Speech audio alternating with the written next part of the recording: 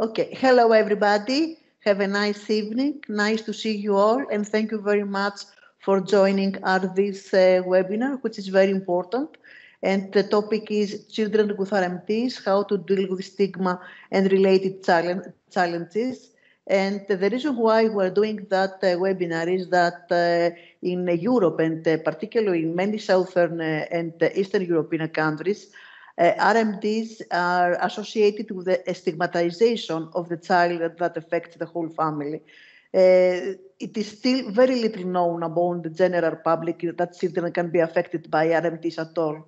And that's driven to that stigma. We are very happy to have with us as speakers from and present to us their personal stories. Athanasia Papa from Greece, who was diagnosed with juvenile idiopathic arthritis at the age of 7.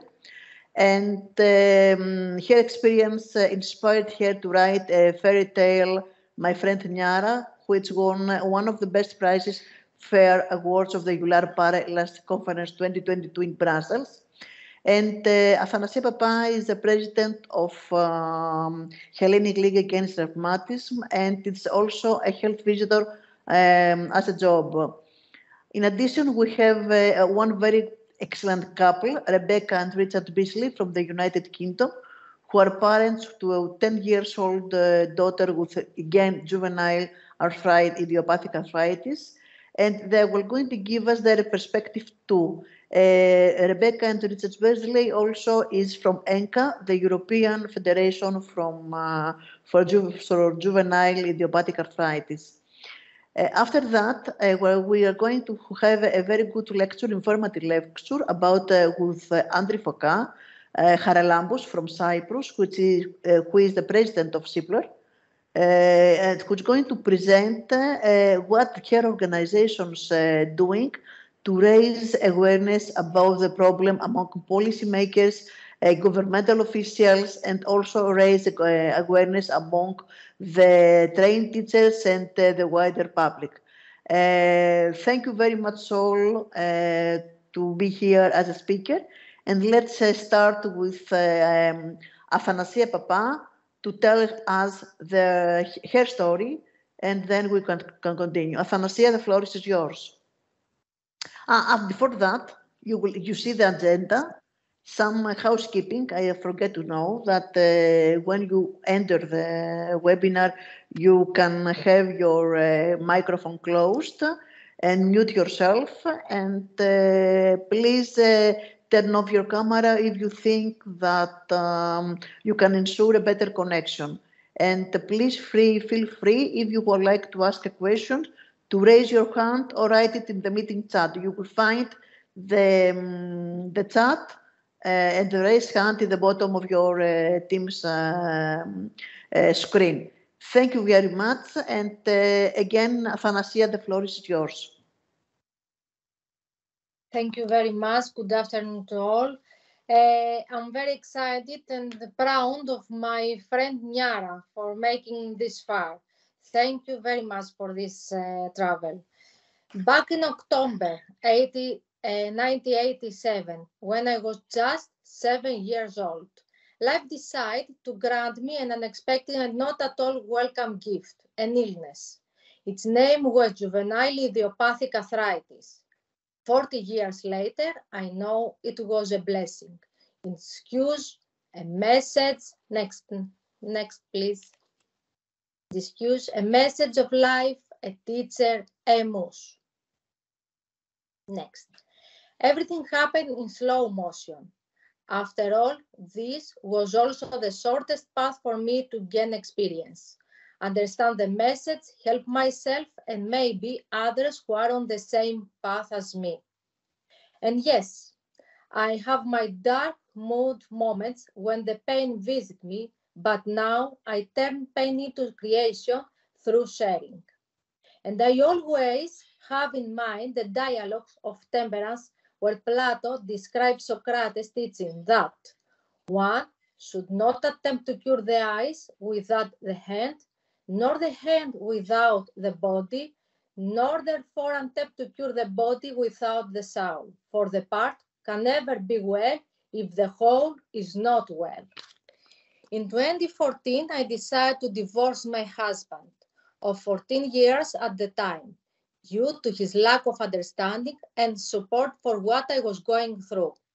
It was a very difficult time for me with frequent side effects from the drugs, and I often had to visit the hospital at night and having my mother coming to look after my young children. One night, when I was in a lot of pain and waiting for the ambulance to come and take me from the house, my little daughter, just 3 years old at the time, approached me. "Mom, don't go. Mom, don't die." Seeing her little eyes crying, I made a decision that night to fight it alone and not leave the house. I took my daughter in my arms, and with all the pain I felt, I started writing the fairy tales, My Friend Nyara. It seems strange that something optimistic and humorous can come out of pain. But while holding a small child in my arms, I thought, what if my daughter had arthritis? How could I help her understand in a simple and comprehensible way about her disease without frightening her and undermining her ability to fight back with hope? So, with this thought in my mind, I tried to dig up the past from my memory, and I remembered how we were strict back then and what has always been the problem with juvenile arthritis. Parents often call us on the helpline asking us if there is anything that could help them explain the situation to their children in a friendly and optimistic way, or if there exists any hope to cope without stiff doctor instructions that are too complicating for younger children. When we send them the fairy tale, the satisfaction we get from the children themselves is enormous through their own words. Children immediately identify with the little Nyara and want to be like her. They want to start to get to know their bodies and discover what they can do. There are also quite a few who ask for the fairy tale to be given to a friend or their teacher so that they too will understand their illness and believe that they are in a constant struggle fighting pain, a fight from which, like Nyara, they will emerge victorious in the end. In a world created by angels, children should not have to face chronic health problems and especially diseases that in everyone's mind are mostly linked to aging. In reality, however, this is often the case, and these children, patients and their families need a helping hand so they are able to cope with chronic illness that require constant vigilance, proper information, and strict adherence to doctor's order, things that you can't expect from a small child. These fairy tales come to help young patients living with idiopathic juvenile arthritis and their families, and to make their everyday life better and easier. Its host and mascot is Nyara, a little girl who, if you notice, one of her knees is swollen and red, highlighting inflammation that exists. Nyara is a cute cartoon that informs them about the disease, shares with them smart secrets to improve their daily life, breaks down the stigma that often accompanies the disease, and sends the message to young and old that in arthritis, we are not alone. We wear the biggest smile and fight. 1 out of 3 children who have the disease growing up will continue having an active disease.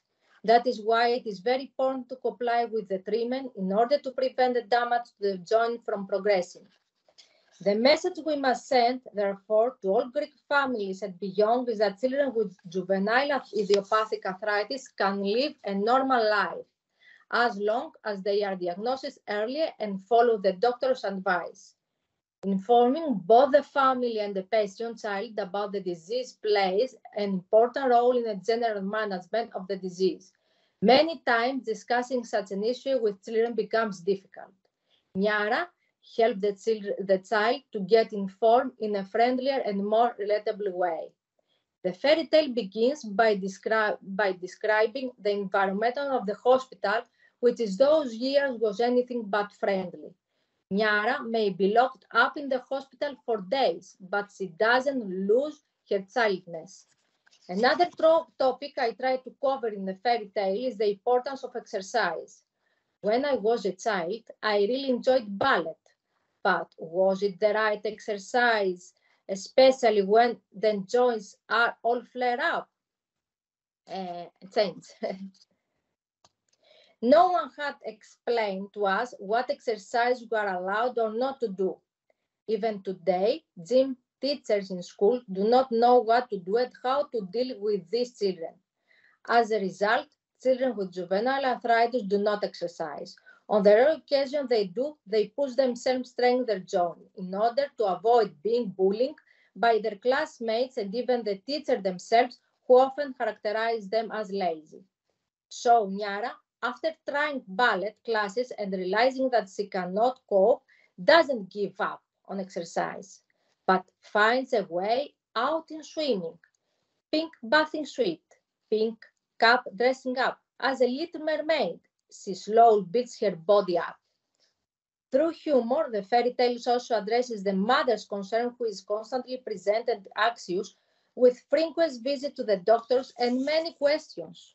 The fairy tale ends by encouraging the children to never give up, to keep trying despite the adverse conditions that may arise in their lives and any other difficulties. To illustrate, here is a direct quote from the fairy tale setting. You know what I will tell my friend? A big I love you. I owe it to her. Do you know why? Because she taught me to strive, to fight, to claim, to see and appreciate things in life in a different way, to turn pain and weakness into strength and carry on.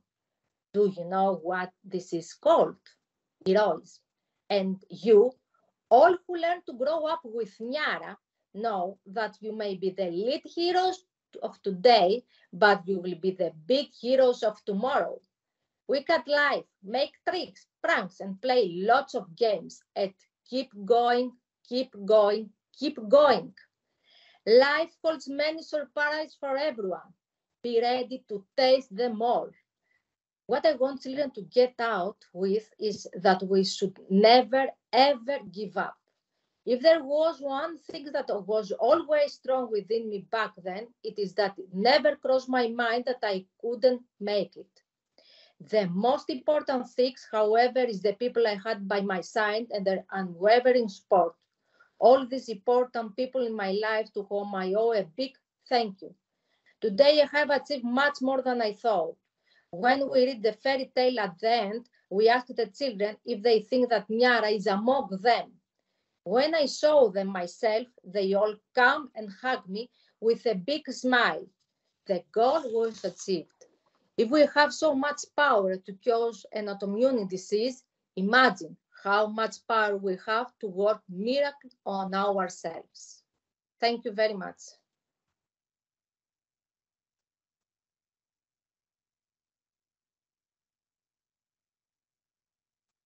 This is the end. Athanasia, thank you very much for that.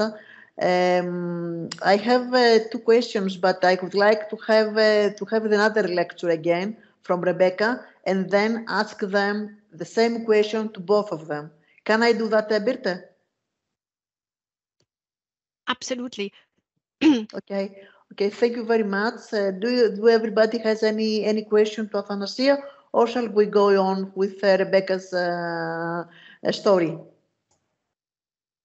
Okay. Are you happy for me to start? Yes. Hello. Thank you very much. So I'm Rebecca. I'm a parent of a child with juvenile idiopathic arthritis. I also have JIA myself. I'm from the UK, and that's a country where arguably there should be less inequality and less inequity in healthcare than in some other parts of the world.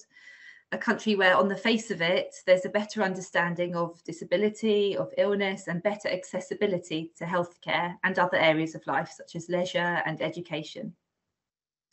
35 years ago, I was diagnosed with arthritis. In those days, it was known as juvenile chronic arthritis, which nowadays is juvenile idiopathic arthritis. And I was just 10 years old, and I felt an intense sense of shame and embarrassment at having arthritis. Arthritis was a word that was synonymous with the word elderly. It was for old people. And that soon became very clear to me, because every time somebody asked me, why are you walking with crutches? What's wrong with your leg?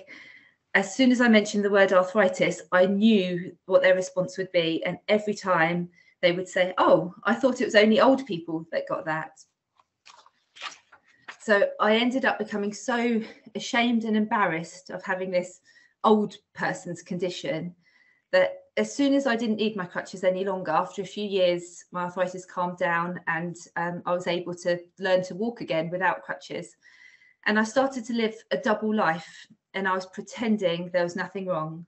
So although my life was far from normal, I realized that if I could stay away from doing sports and doing any activities that I couldn't do, then no one would need to know that I had arthritis. When I was old enough to work, I had to choose jobs based on what I could manage with my arthritis. And by then my hip was very deformed and damaged. So I had to think about which jobs I could choose that I didn't have to commute by bus or by train, because if I had to stand on a crowded train, I would end up in pain for many days afterwards. If I had to get the bus, I would often lose my balance and fall over, and that was again very embarrassing. So I had to choose a job where I was sitting down at a desk, so nobody would know how much I was struggling if I was on my feet all day and standing up. So I had to make all my decisions about my work based on my JIA. You see, back then there were no DMARDs, there was no methotrexate, there was no biologics. I lived with pain and I lived with my damaged hip, but I found ways I could hide having arthritis.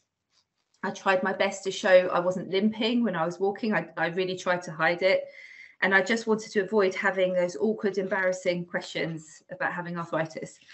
And I continued this way for many, many years, never talking about my condition. And I lived a somewhat limited life, but in a way that would prevent anyone asking questions. I accepted the fact that I couldn't do exercise and sports, and I just lived my life to avoid the embarrassment from all the questions that would come. Next slide, please.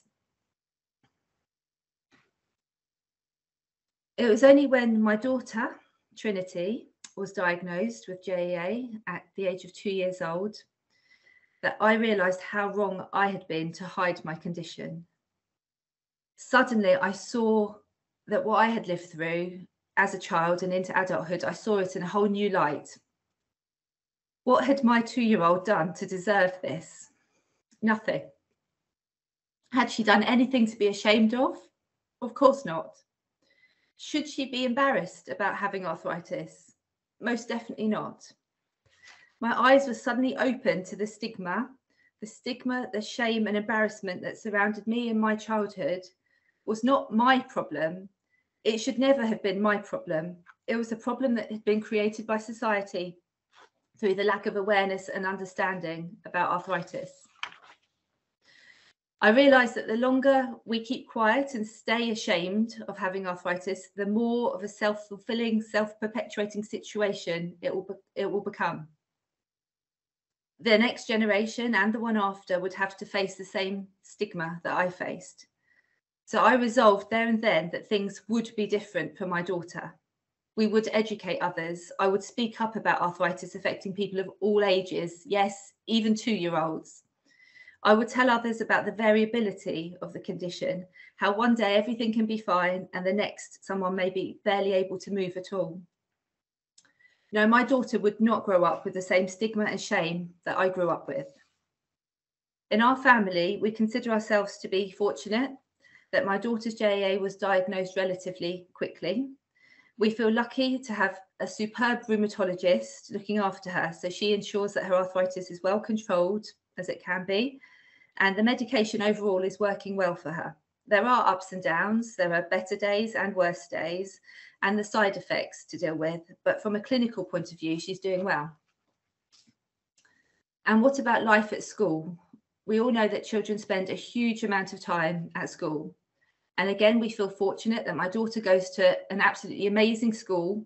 It's one that's actually renowned throughout the UK and perhaps even in the world as one of the best primary schools. The quality of teaching is exceptionally high. The teachers are excellent. They teach with enthusiasm and passion, and they care. The staff understand her needs and have always been prepared to go the extra mile in helping her in so many ways. And in honesty, I can't find fault with any of her teachers. She's now nearly 11 years old and she's in her final year of primary school. And I cannot say, I don't want to say anything negative about her wonderful school. But recently, my daughter wrote a short piece to express how she was feeling. And it came as a complete shock to us as her parents and also to her school. And we've recorded it, or she's recorded it as an audio clip. And you'll see why it was such a shock. And this is what she wrote. So if we could have the audio clip playing, please. Hi, this is Trinity. This is why I am confused. Everyone thinks everything is fine when it is not. I try to do my work, but everyone is loud and distracting. People bully me and mock me in being in pain, and no one sorts it out. They assume by the time I stop complaining, everything is fine. No, it is because I just start to accept it because no one does anything about it. My teachers are nice, but barely ever make the problem better. I try my best with work, but it is very hard with everyone distracting me. Why does everything have to be so hard, sorting out issues? Everyone ignores me when I'm in pain. No one cares. I tell the teachers, but they don't care. They assume everything is fine in the classroom, so I can't get anything done.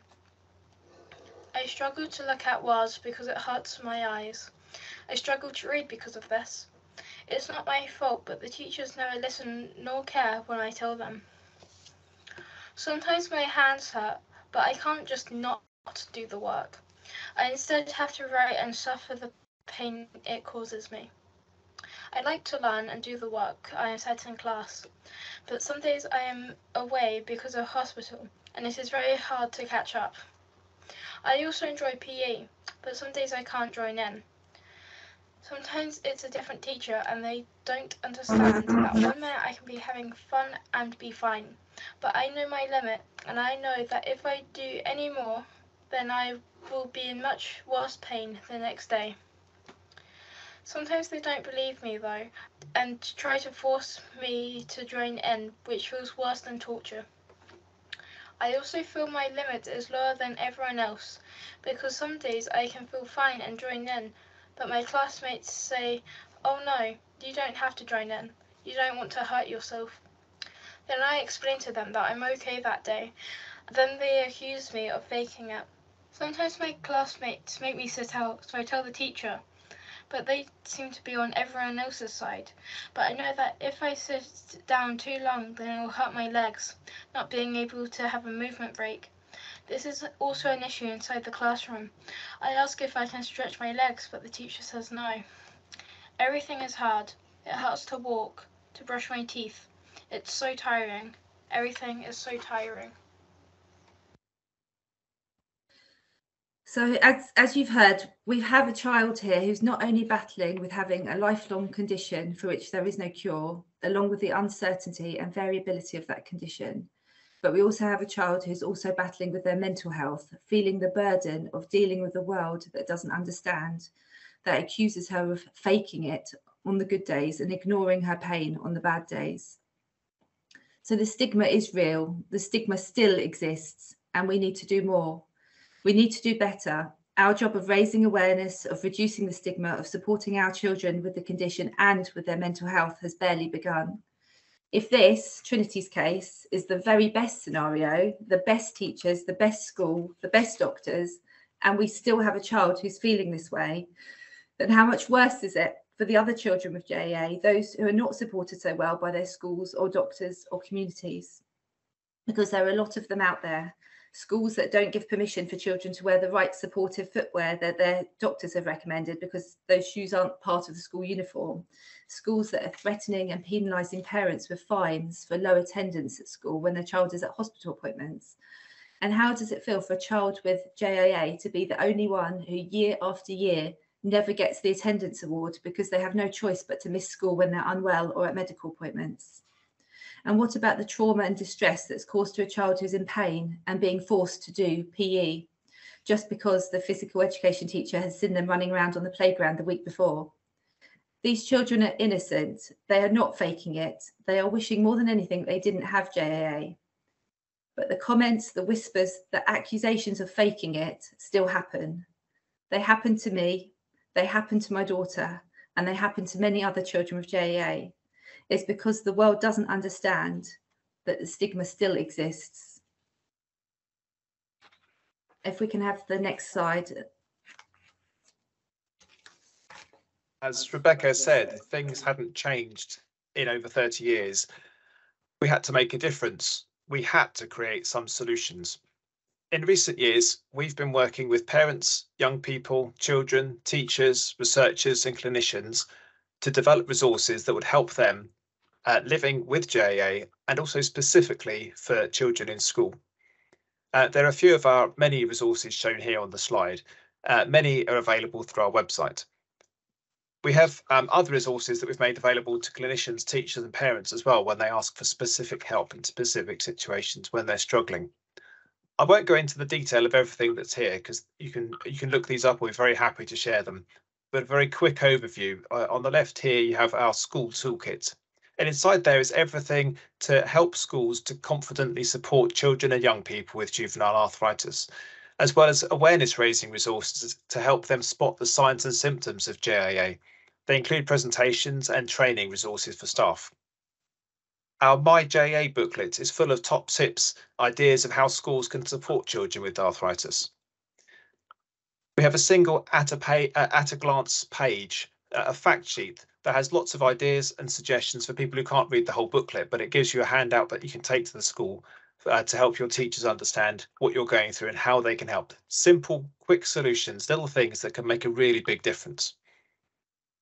We've developed our I Have JAA cards. They're developed with young people who told us they had no way to explain their condition to their friends at school or to their teachers. So we worked with them to develop these little cards that they can hand out and explains what they're going through, particularly useful when school staff don't understand the variability of their condition.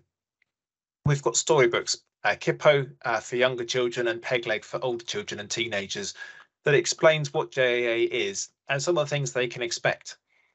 And we've recently developed a letter for clinicians that they can provide for the family to take into school, as well as individual healthcare plans, which can be used in schools. They're used in the UK. They provide a document of what support a child may need, as well as a whole host of awareness raising resources too. And these resources are available from us. We'll put a link in the chat in a moment, and we're happy for you to use them, adapt them and translate them. Get in touch if you'd like to. We can put licenses in place so you can do that, so that they can be used in your countries, in your situations, as well as around the world. Next slide, please.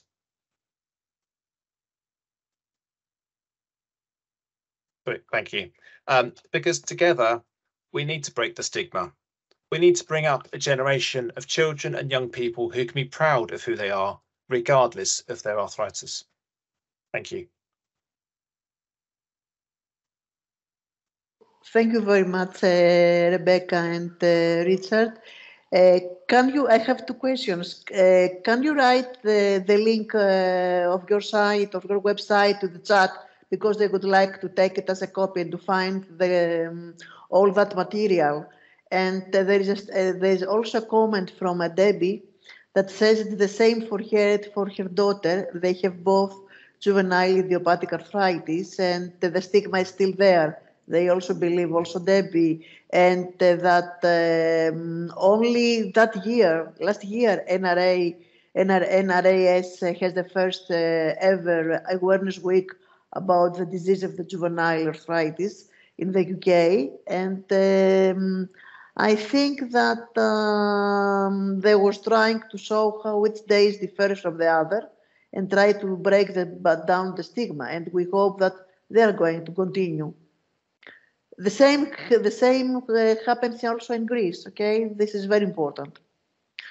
And let me ask first, before Andri starts, let me ask two questions to both of you and to Athanasia as well. Did you make the lectures alone to the schools, or did you have any other experts came and have a lecture to try to persuade the teachers and the parents and the environment about the stigma, not to have the stigma and the juvenile arthritis and how the children are affecting from that disease, and to try to understand them. Did you make the lectures alone, and do you have any other experts? In our case, with our own daughter, we tend to have a meeting every year with her school as she moves to the next class, and we're fortunate to have a wonderful rheumatologist who has written a letter to the school to support, to kind of outline her condition and to support everything that we are saying. So that helps hugely, which is why we have a letter now available to the healthcare professionals as well, that they can help support families. In terms of practicalities, I think it's very hard. I know there are physiotherapists sometimes that are willing to phone the school and speak to them or have a Zoom call, but I think it's quite hard to coordinate to have people to come along to speak to the schools. Schools also have children with all sorts of conditions, and from their point of view, it's very hard to be able to invite people in to cover every condition, things like autism, diabetes, if everybody wanted to go in and present. But we do, in our school toolkit, which in the UK, any school can request that, we have a staff training presentation, which explains to staff what JAA is and what they can do to help a child. And we also have a presentation that's suitable for younger children, so the class teacher can present it to the other children in the class to explain it. So those tools have been very helpful to schools to use. Thank you. Athanasia? First of all, we read the fairy tale in a private school and not in public schools here in Greece, because we need special permission from the ministry, which has not yet accepted. We prefer collaboration with other health professionals, like such psychology, rheumatology for children, and I, who am a health visitor and have the right to do health prevention and treatment. So we're building a team. We have a team that we can correctly answer all the questions of our lead friends without fear, so that they can probably help a friend who may be illness. Thank you very much. Andri? Andri? Yeah, thank you, Kadi. I would like to ask regarding the different type of information leaflets that you show us, Richard. Are they available for other organizations to take them and translate them? Do we need to take any authorization from the organization in order to do it, and how are we going to do it? Can you please explain us? Of course, if you would like to use any of our resources, just send us an email and we can put an agreement in place, which means that you've got permission to do it. We don't charge you to do that, but it just means that everyone knows what you're allowed to do. So I've just put our email address in the chat. So if you'd like to use any of our resources, send us an email and we can put everything in place for you. We're very happy for them to be used. We've got translations in Ukraine, Russia, Mexico, and a few other places already. And I know Kippo, which was written by parents in Israel, has been translated into other languages as well. So we're very happy for you to do that. So just send us an email. We'll help you get that sorted out. Okay. Thank you very much. And let me ask another question to both of you, to three of you. What are the most common questions the children do after the end of the lecture, under the end of your discussion, under the end of the fairy tale, Athanasia? What is the most common questions? Yes, may I answer first? Yes. Okay, thank you. The children ask a lot of questions about Nyara. It is strange to know about her. Where is she now? What is she doing? And if she has succeeded.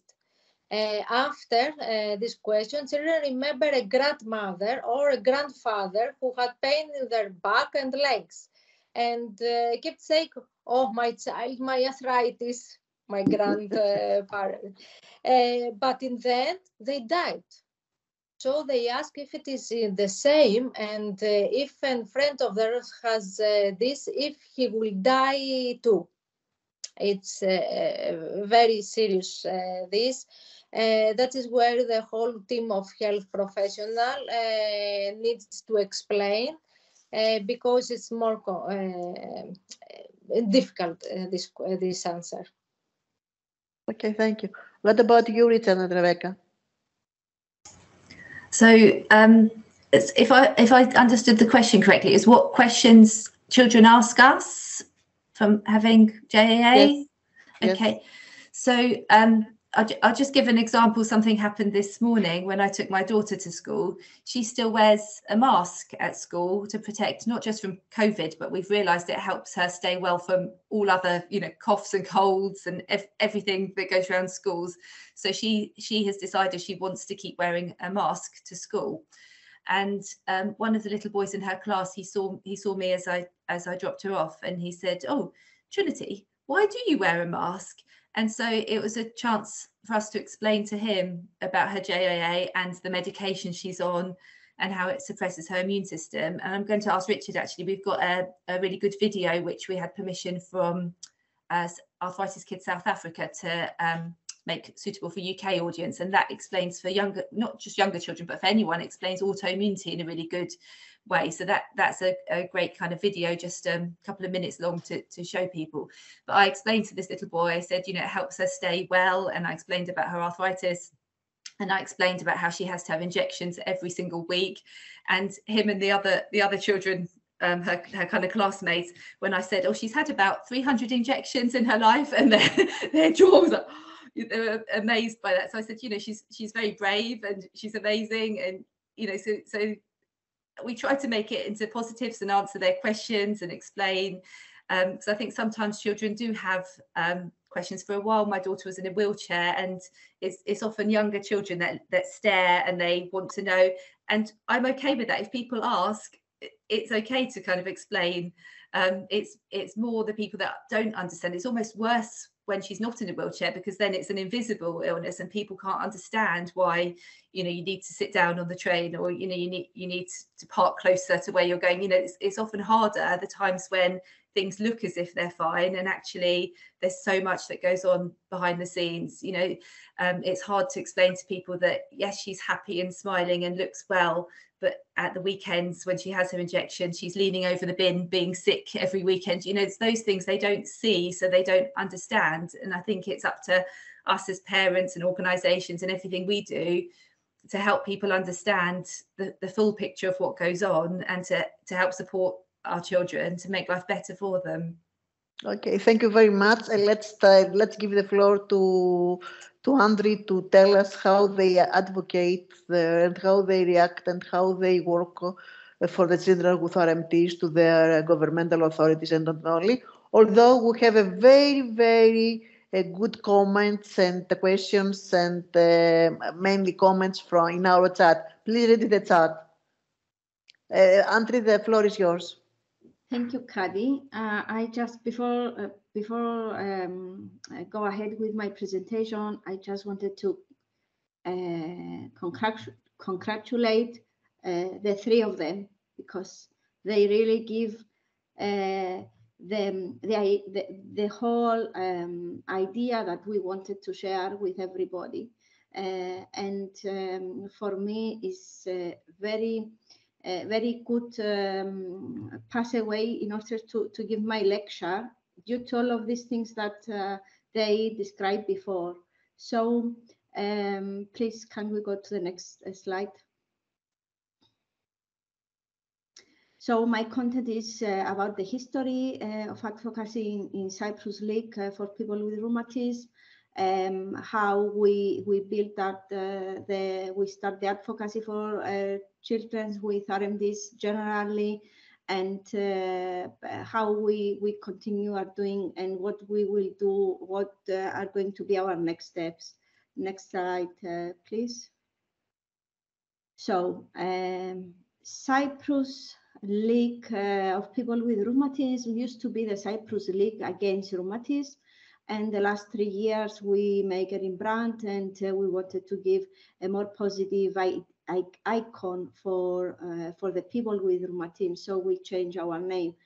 It was established in 1984 by a group of patients and by a rheumatologist, Dr. Kleridis, that he was the first rheumatology in Cyprus. The aim of the league is the advocacy to access for rheumatologists, to medicines, to treatments, because back in 1994 and until 2000 almost, we didn't have a lot of things in Cyprus about RMDs. And then in 2021, as I said, the league changed the name. And from 18 March of 2021, we start campaigns for juvenile arthritis and generally for all RMDs that children can have. Next slide, please. So in 2021, we thought that we should start making, we should start becoming loud about RMDs for kids.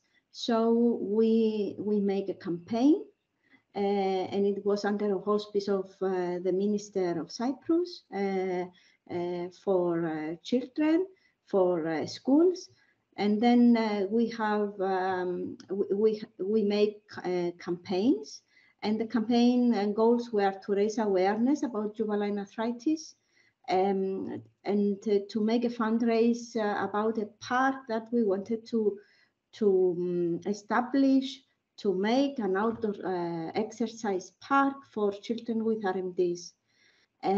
With this campaign, we achieved to be on a lot of TV shows in Cyprus and radio shows, and we start talking about kids that they have also arthritis, and everybody were so impressed with this campaign, because until then nobody was talking about juvenile arthritis, or even that kids can have arthritis too. So we make a website page through our website. This is our website. It has a lot of articles about juvenile arthritis, about Mediterranean fever. It has articles from physiotherapists also, and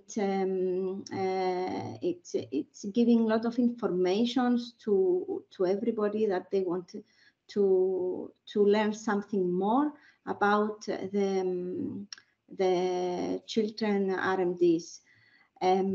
We also make a video that it was created for a girl that she is having RMDs, and we show it on all social media channels and also in TV and radio. It was about 1 week playing in all TVs and radio shows. The small image that I have down on my slide is a letter from the girl that she was in the video, and she was telling that I have a juvenile arthritis, but I am not juvenile arthritis. I can do whatever I want. And can we see the video? Ο χορός είναι το όνειρό μου. Αυτό που ήθελα να κάνω πάντα. Σε ηλικία 12 χρονών είχα έντονους πόνους στα χέρια μου, ειδικά όταν έγραφα. Διαγνωστήκα με ρευματοειδή αρθρίτιδα. Από τότε πρέπει να προσέχω. Δεν πρέπει να ασκώ πίεση στα χέρια μου όταν χορεύω, ούτε σε άλλες δραστηριότητες του σχολείου.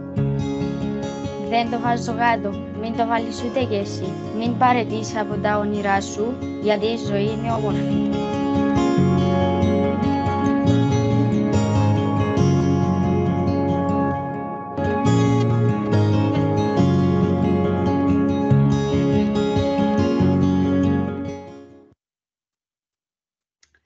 Thank you. I know that it seems Greek to you because I'm Greek.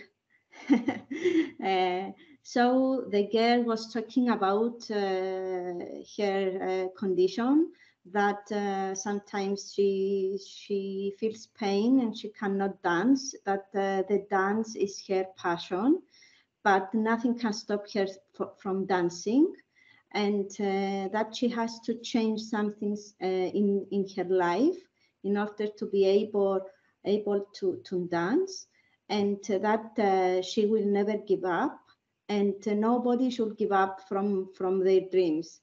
So it was very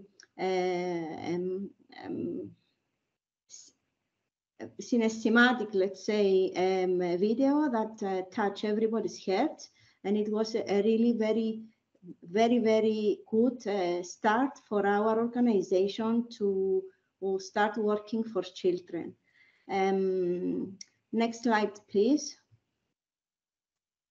So after this campaign, we establish a group of kids and parents. The group is running by a parent that has a child with RMD, Mediterranean fever, to be exact what the child has, and also under the psychosocial support team of the league. They are making meetings either face-to-face or digital to discuss among them their problems and to exchange ideas and how they resolve their problems. Also, we are having some lectures about psychology of the children, about psychology in schools, and how they can help their children in the school.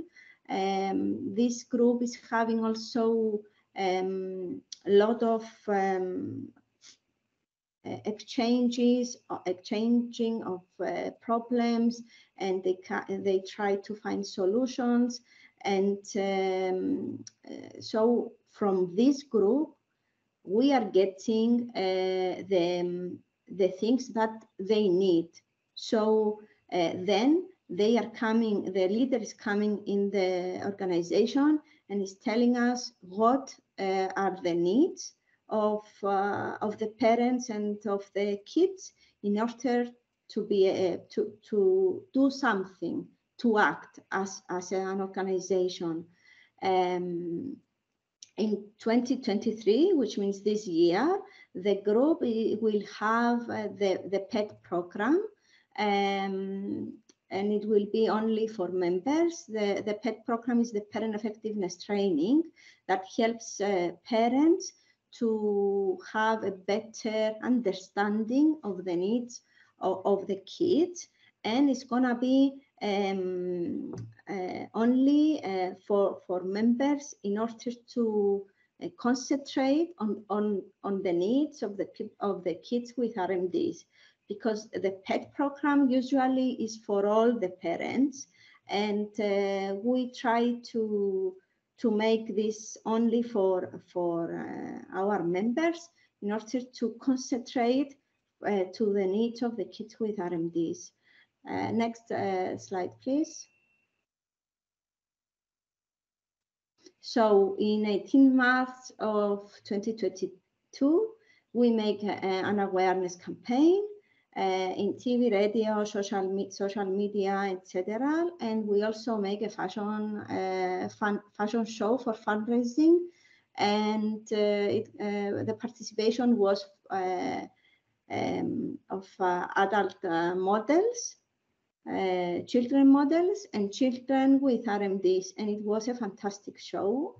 It was very, everybody were enthusiastic about this show because it brings the awareness that among the children, there are some children that they have RMDs, but we are there and we try to put them in the society and not to make any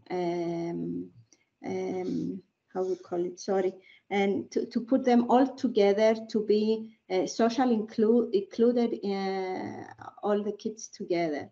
Next slide, please.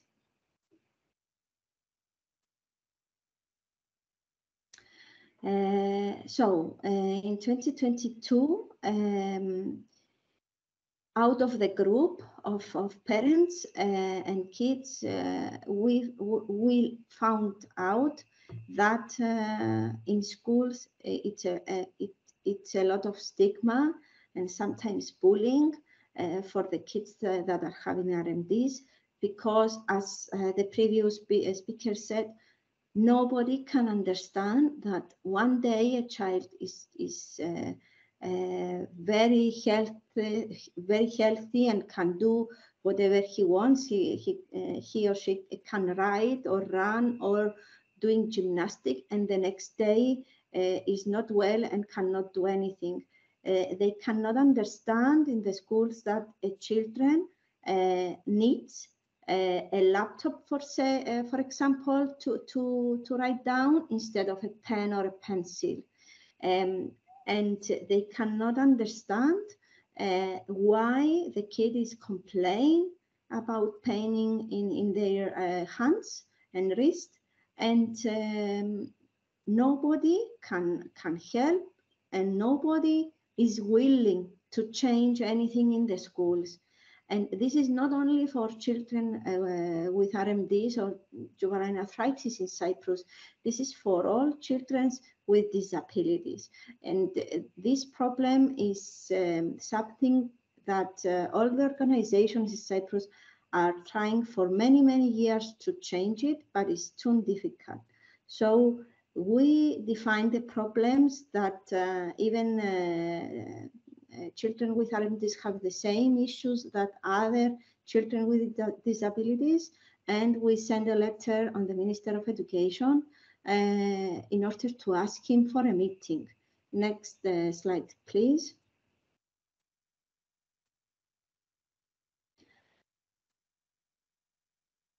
So because in Cyprus we are a small country, it's very, let's say, easy to see a minister. So it's not so difficult. And we had a meeting last November with the minister, Mr. Prodromos, and his advisors in the ministry. And we discussed about the problems of kids in schools. We had there the head of the junior school, the head of the high school, and some other heads of different departments of the ministry, and nobody knows that children has arthritis too.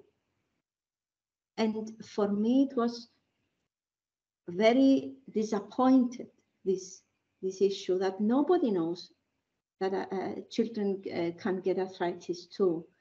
We had a huge discussion about the problems that our kids having in the schools. I asked them why these children can't have a laptop instead of books, to carry on these heavy bags every day with full of books, and not to be able to have a small tablet or a thin laptop and have everything there. And they told me, oh no, it's very difficult, this.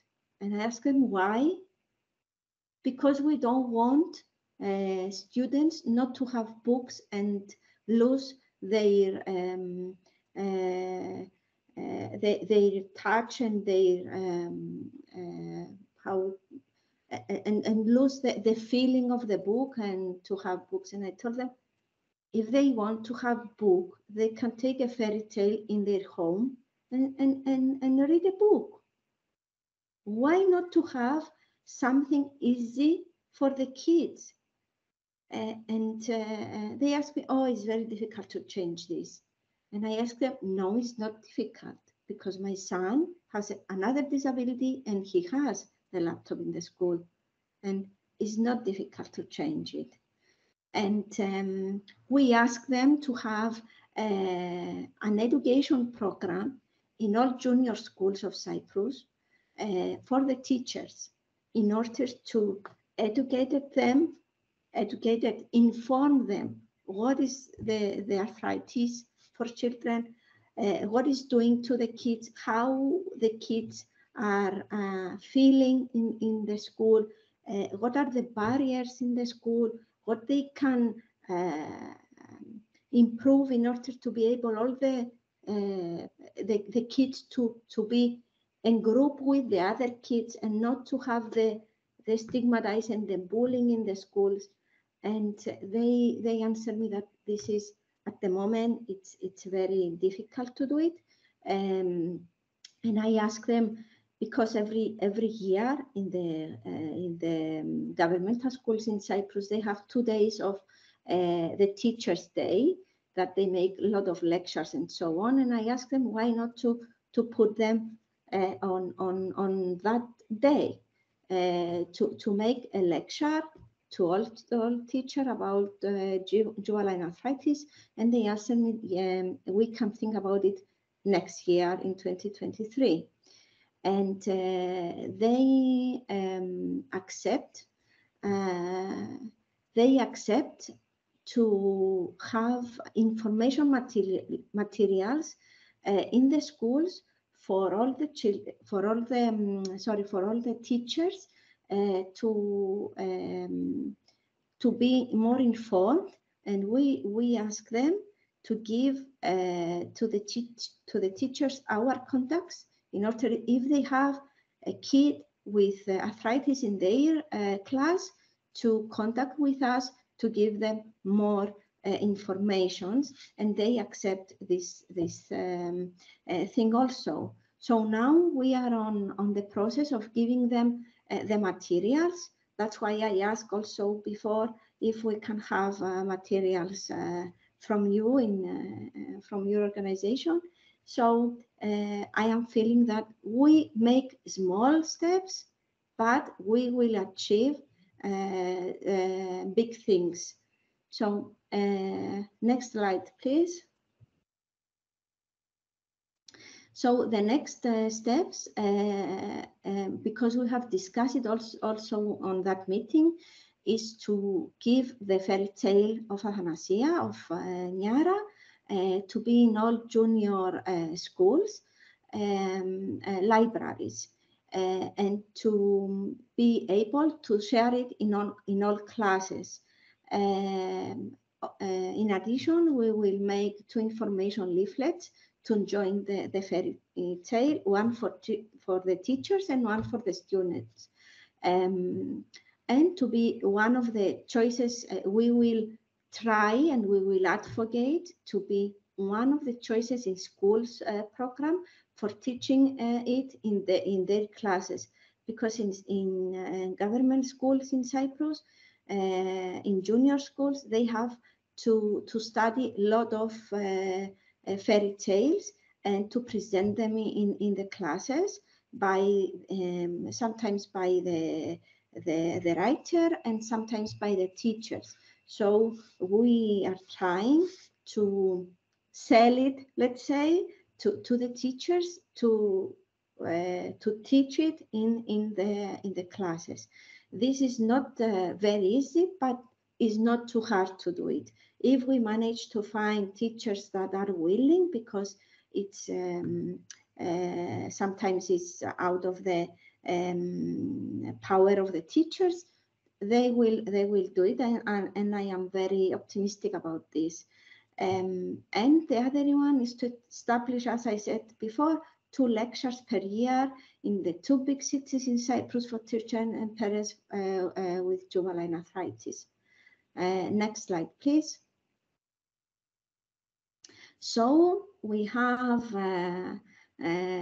we are grateful that we will have Athanasia for celebrating the 18th of March, the Juvenile Arthritis Day. We will have Athanasia in Cyprus.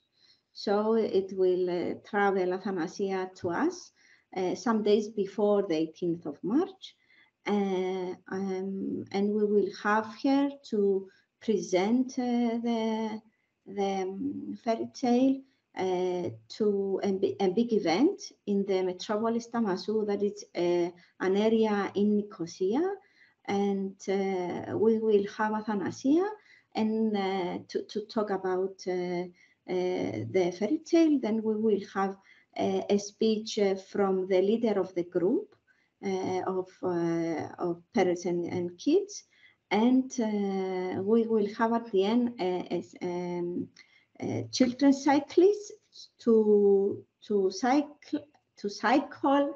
run for juvenile arthritis and for all kids. So we are very enthusiastic about this event, and we are waiting for Athanasia with big hugs to create this event and to spread the awareness about the juvenile arthritis.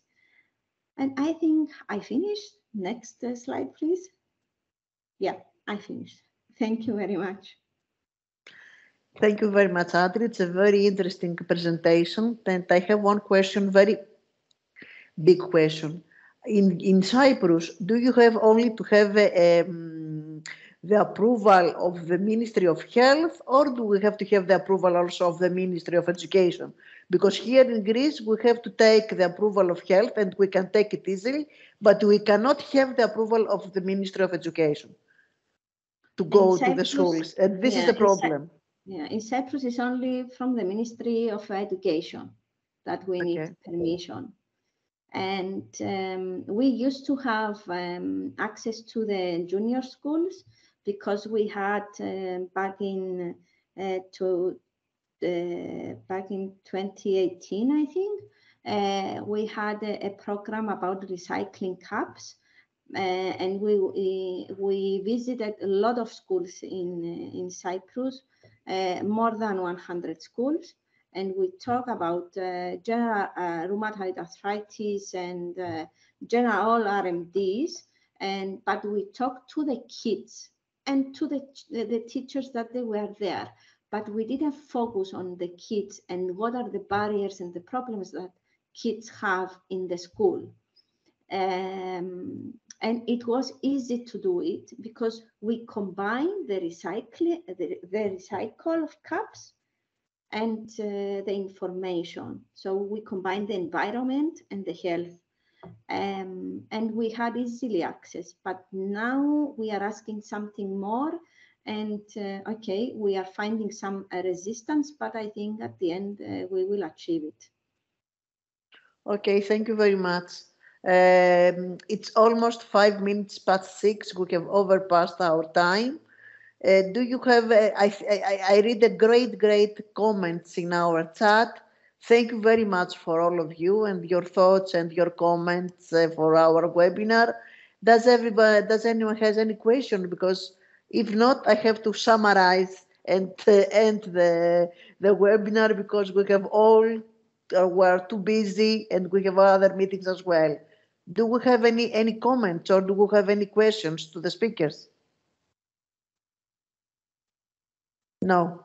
Okay, thank you very much. Please let me summarize, first of all, what we have said in 3 questions. So what I kept is, don't give up to the families. Don't give up. Keep going. Keep smiling. Keep fighting. Don't be ashamed. And that everybody says that your child can live in a normal life, but you have first to believe it. And try to educate the environment, the teachers and their friends, and of course, come and join the associations. We are there for you, we are here for you, and with your help, we can try at least to drive and to make awareness to the governments, to the great public, to the children, to the teachers, in order to have a better life for our child and for our children. Thank you very much all. Please fill in the survey for evaluation of this webinar in the PARE Events platform.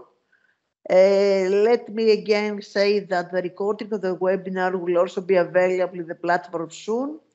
And of course, for further questions, please contact PARE at eular.org. Thank you very much again for your participation. Thank you very much all our presenters and our speakers. Thank you, Birte, and thank you all the attendees and the participants that they're joining our webinar today. Thank you very much. Bye-bye to all of you. Birte?